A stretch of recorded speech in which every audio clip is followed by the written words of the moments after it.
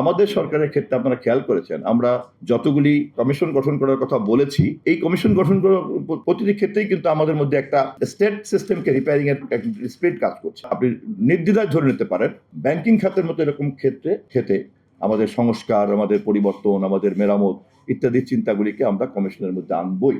কারণ এটা ছাড়া কিভাবে করবো? এটা ছাড়া তো করার কোনো পথ নাই। আমি যদি গণমাধ্যম সংস্কারের কথা বলতে পারি, আমি যদি দুর্নীতি দমনের ক্ষেত্রে কমিশনের কথা বলতে পারি, আমি যদি প্রশাসন সংস্কারের কথা বলতে পারি, তাহলে ব্যাংকিং খাতের মধ্যে এরকম মোস্ট একেবারে কি বলে flow, source of the blood flow, আমি সেটাকে কেন সংস্কার করবো না? করতেই তো হবে আমাকে। ইট ইজ ইমপ্লাইড যে আমরা এটা করব।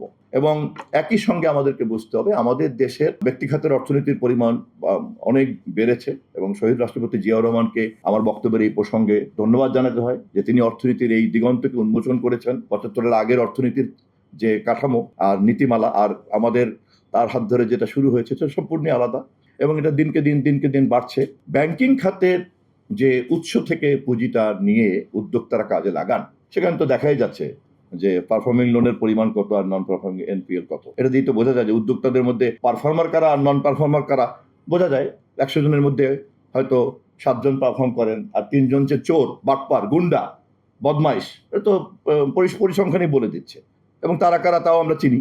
একই সঙ্গে আপনি দেখেন শেয়ার বাজারে যে সমস্ত ক্ষুদ্র বিনিয়োগকারীরা থাকে, এই ক্ষুদ্র বিনিয়োগকারীদের সংখ্যা এত বেশি, ওখানে একটা বড় টাকা থাকে। আমানতকারীদের টাকা টার্গেট করে যারা, তারাই কিন্তু আবার বিনিয়োগকারীদের টাকা টার্গেট করে এবং একই পার্টি কিন্তু। কারণ যে বৈশিষ্ট্যের কারণে সে আমানতকারীদেরকে টার্গেট করে যে এই ব্যাংকটা খুব ভালো, খুব লাভ করছে, এই ব্যাংকটাই দখল করতে হবে, এখানকার আমানতকারীদেরকেই মাথায় টুপি পরিয়ে দিতে হবে।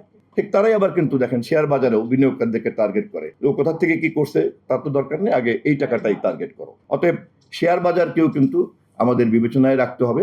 বিশেষ করে আমি এই কথা বলছি যে পুঁজির উৎস হিসাবে আমাদের মতো দেশে ব্যাংকের পাশাপাশি যদি শেয়ার বাজারের মতো এরকম ক্ষেত্রকে আমি যদি পুঁজির উৎস না করতে পারি, তাহলে শুধু ব্যাংকের উপরে চাপ দিয়ে কিন্তু নতুন উদ্যোক্তা আমরা তৈরি করতে পারবো না, অথবা সঠিক উদ্যোক্তার সমস্ত সম্ভাবনাকে আমরা কিন্তু কাজে লাগাতে পারবো না।